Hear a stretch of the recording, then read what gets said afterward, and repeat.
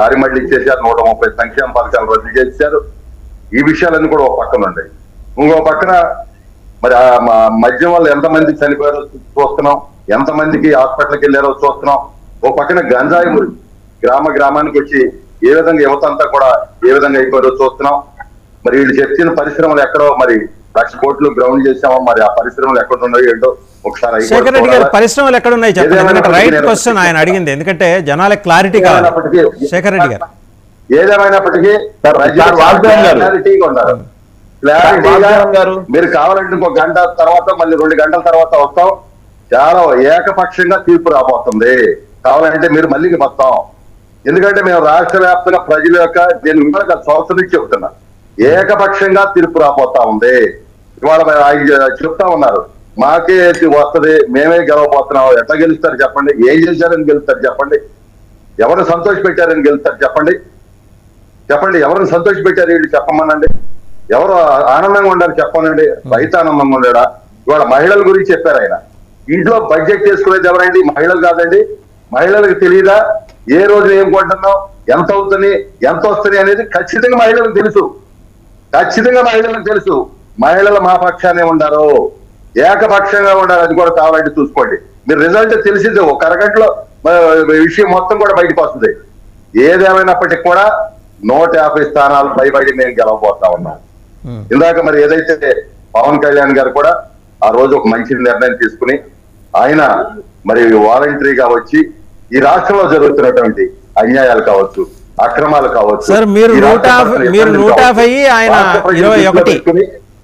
Sir Venkata గురుమూర్తి గారు, మీరు 150 ఆయన 21, 171, ఒక 4 వైసీపీకి వస్తాయంటారా, లేకపోతే అవి బీజేపీకా?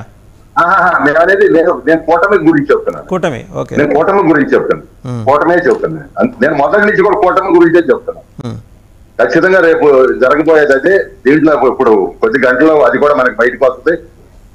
ఎందుకంటే చెబుతున్నామంటే ఇవాళ ఈ రాష్ట్రంలో ఉన్నటువంటి సంక్షేమం అభివృద్ధిని దృష్టిలో పెట్టుకుని పవన్ కళ్యాణ్ గారు ఏదైతే ఆ రోజు ఒక నిర్ణయం తీసుకున్నారో, ఆ తర్వాత మరి ఎన్డీఏ పక్షమైన బీజేపీతో కూడా సహకారం చేసుకుని ఈ రోజున రాష్ట్రంలో క్లీన్ స్వీప్ చేయబోతా ఉన్నాం.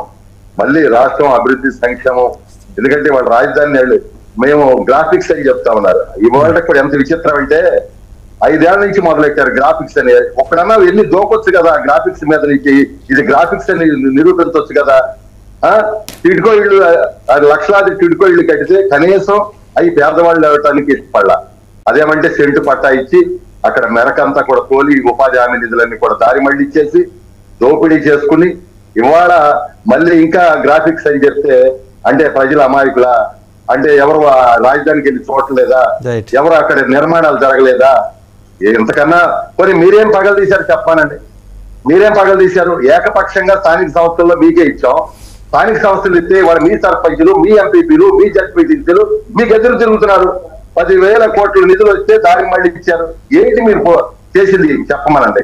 గ్రామ స్థానిక సంస్థలన్నీ కూడా ఏకపక్షంగా. శేఖర్ రెడ్డి గారు ఆయన ఏమన్నారంటే, వెంకట గురుమూర్తి గారు మీకు వెసులుబాటు కల్పించారు వాళ్ళు పోటీ చేయకపోవడం ద్వారా.